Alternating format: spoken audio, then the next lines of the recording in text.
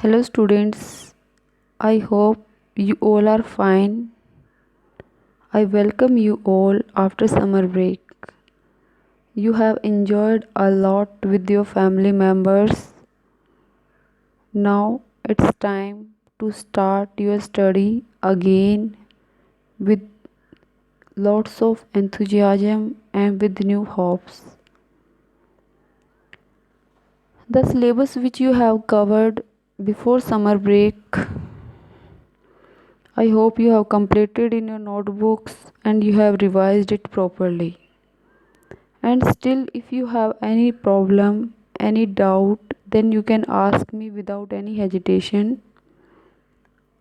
I'm here to solve your problem. But at least complete that part properly. Today, I have sent you the split up syllabus of English. This split up syllabus is not final, it is tentative. It means it will change according to the instructions of CBSE and NCERT. But till that time we have to follow this splitter. So now we will do our work according to that. Today I'm starting with a poem. This poem is given in first chapter.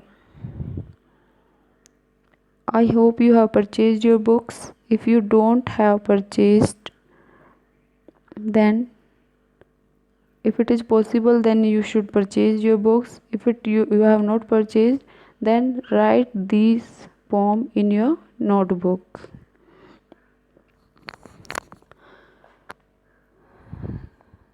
The title of this poem is A House, a Home.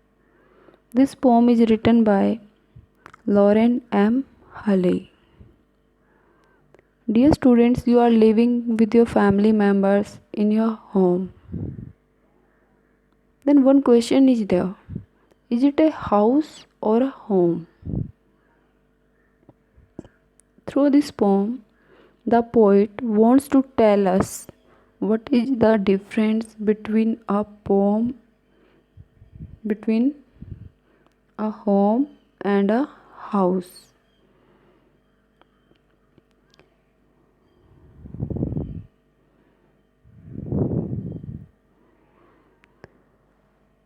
So let's start our poem.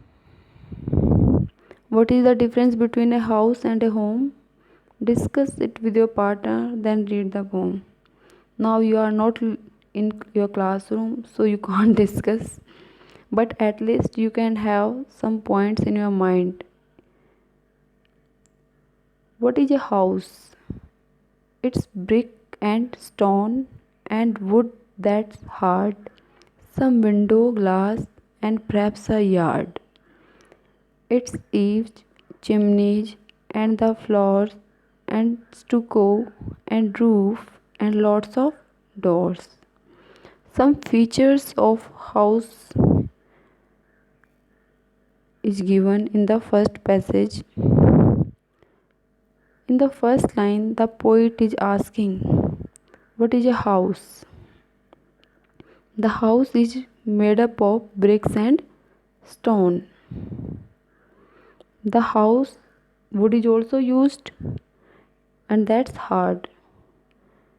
Wood, bricks, stone, these things are hard. We can touch by hand. Can we touch or not? Yes, we can touch. Some window glass. Yes, window is also there in house. Its eaves and chimney and perhaps a yard. Yard is also there. Open area. Its eaves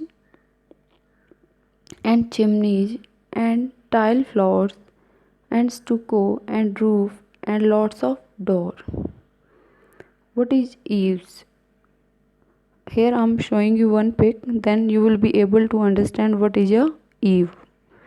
In this pic you can see this part, this one, this outer area of a roof. This is the eave. Here this part, This is eave. You can see this outer area of the roof. This is called eave. Okay. Now move. Chimneys will be there. Tiles will be there. Floor. Then stucco. Stucco means plaster. Plaster will be there on the wall. Fine plaster. Roof will be there and lots of door. If we are talking briefly, the poet says that a house is a non-living object.